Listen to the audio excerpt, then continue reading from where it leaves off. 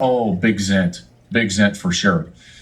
So he has the respect of the defensive players. He has the respect of the offensive players. And when he went down, listen, we didn't show it to you because it was like we knew he pretty clearly broke his leg. And they were out there immediately with the cart. They were out there immediately with the air cast. And the players that saw him immediately, like on the ground, they knew it. So let me just take you through the moment. So he goes down, and the air leaves the building. And it is quiet. You can hear a pin drop. And there's a lot of emotion from his teammates. Some of the other offensive linemen, guys that he's roomed with and been with forever. Trevor Keegan, specifically, number 77. Carson Barnhart. Trente Jones. I mean, these guys are veteran guys. They've been together for a long time, and they've taken these transfers under their wing. Drake Nugent, Ladarius Henderson. And when it's quiet and he's initially down and they're pumping up the air cast before he's on the cart, the team wasn't out on the field yet. There was just an outpouring of emotion. Keegan, and this is in a commercial break, was hitting the ground with his helmet, crying. Other guys crying. You can see just state of shock. Even when we came back from break, you could still see that state of shock on their face. And then something happened that I've never experienced before, calling games. Never experienced it before. Full disclosure, I've tried to tell this story in preparation for this podcast. I've tried to tell this story twice today. Once to my wife and another my neighbor, who's an awesome guy. And I didn't get through it without crying. I'm emotional when it comes to college football because I know how much goes into it for these guys. So every time a guy goes down, and I know it's an ACL or an Achilles or a broken leg, and it's like, hey, season's done. And in particular, when it's a senior or a guy that I know is not going to play college football again, like, Zac Zinter, I get emotional. I get really emotional. And maybe it's just that I'm uniquely aware of. I have a lot of empathy towards what they go through, what the teammates go through with them. If you're Trevor Keegan, you've roomed with Zac Zinter. You live with him. You know where he came from. You know his struggles. You know what he went through to be here. You know what his hopes and dreams are. And now you see him on the ground and his leg is broken right in front of your face. So it's like, it's an emotional time. And I get emotional when I see that stuff. So I'm in the booth, and during the commercial, I'm like, oh my gosh, I'm devastated. Sucks. I hate it. Regardless of the team, anywhere, I hate it. I don't like to see injuries. And then something happens. Through my headset, I have my headset on during the timeout. And it's hard to hear the crowd unless the sound from the game is happening. And in commercial, we kind of lose that what we call nat sound, natural sound. And so it's hard for me to kind of hear what's going on in the stadium during commercial. Even though my headset's on, I hear the stadium start to come alive. They're pumping up the air cast. The team is devastated.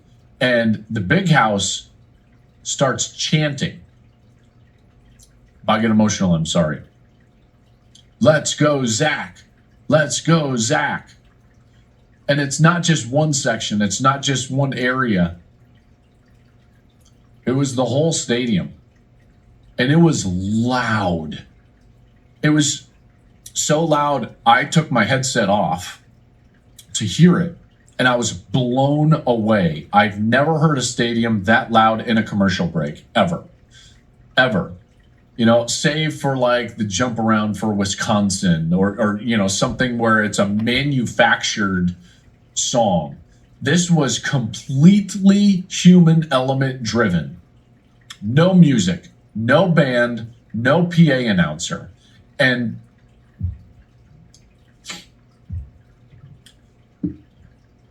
the Michigan fans just start chanting for him, right? I got emotional in the booth.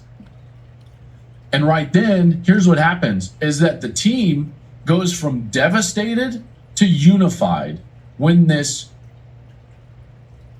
tsunami of emotion from the fans pours out onto the field. It was freaking loud. Again, I've never experienced anything like this. And what I hate is that you didn't experience it at home. Like, you can't experience it that. And anybody that was there will tell you what I'm telling you is like that crowd with no music or anything lifted. Dude, I'm telling you, this was wild.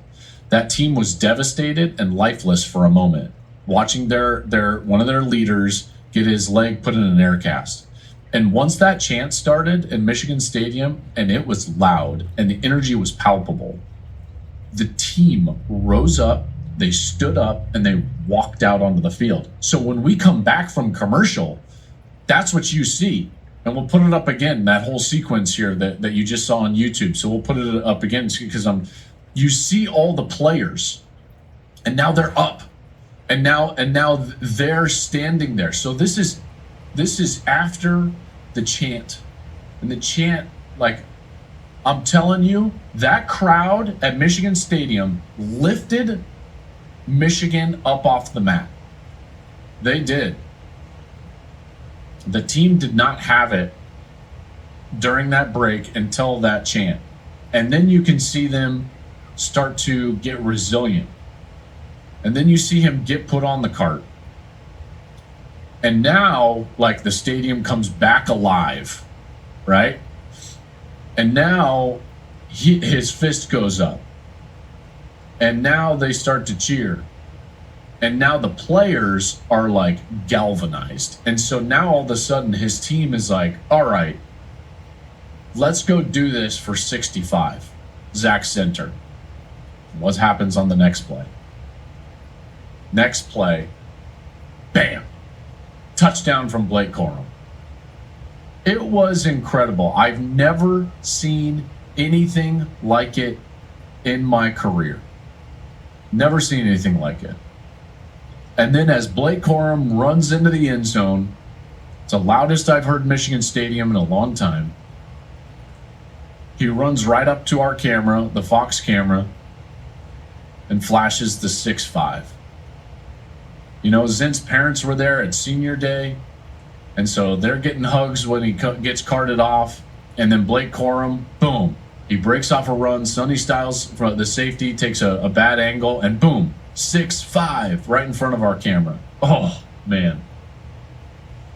That was a pretty remarkable little sequence there. And the sequence that I got a bit emotional in, when we came back from commercial, I had to turn away from the field. I did not want you guys to hear on the broadcast my voice crack because I was getting emotional. So I turned from the field in the booth. I started looking at some of my charts and trying to center myself to not only talk about Zac Zinter quickly, because we were going to come back from break. Here's Zac Zinter. Hey, he's the heartbeat of the team. He's 41 career starts, and give some of that information, which you all deserve. But also, like, not get choked up because we got a game to play. So here we go. So I turned away from it when we came back from break, and I didn't turn back to the field until right before the snap. So that's what's going on in the booth for me. And then last thing that I'll say about the whole Zinter moment is that crowd used to be like a nervous energy crowd at Michigan. When I first started doing games at Michigan, it was always the when is this going to go wrong crowd. And